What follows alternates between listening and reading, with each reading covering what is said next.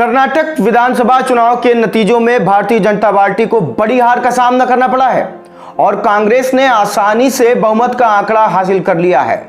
नतीजों को स्वीकार करते हुए बीजेपी अब हार की समीक्षा करने और इसके मुताबिक पार्टी में जरूरी बदलाव करने की बात कह रही है।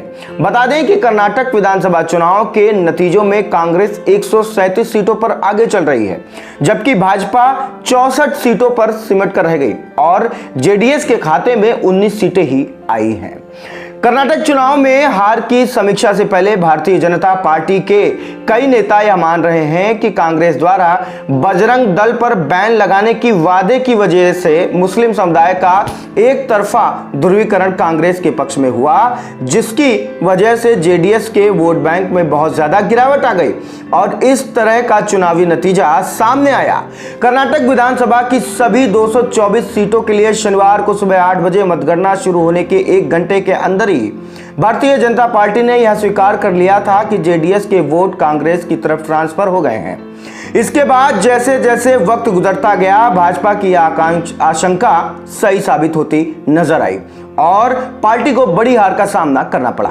कर्नाटक के ओल्ड मैसूर इलाके को जेडीएस का गढ़ माना जाता है और इस इलाके में विधानसभा की 55 सीटें हैं। इन सीटों पर जीत हार का फैसला वो कलिगा और मुस्लिम मतदाता ही करते हैं और ये दोनों ही समुदाय जेडीएस के ठोस वोट बैंक माने जाते रहे हैं।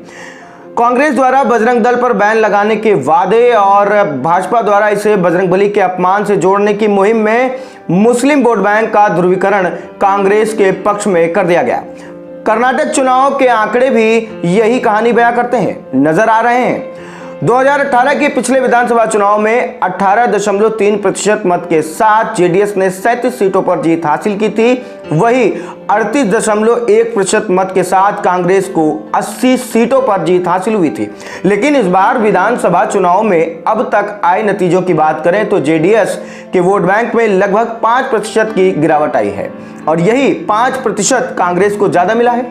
जेडीएस के सबसे मजबूत गढ़ कर्नाटक के ओल्ड मैसूर इलाके की बात करें तो जहां मुस्लिम मतदाताओं की तादाद अच्छी खासी है, तो वहां जेडीएस की लगभग 15 सीटें घटती दिखाई दे रही हैं और इस इलाके में कांग्रेस को पिछली बार की तुलना में लगभग 17 सीटों का फायदा होता नजर आ रहा है। लगातार अपडेट्स के लिए बने रहिए सिर्फ और सिर्फ खबरीलाल पर। मैं अर्पित शुक्ला, नमस्कार।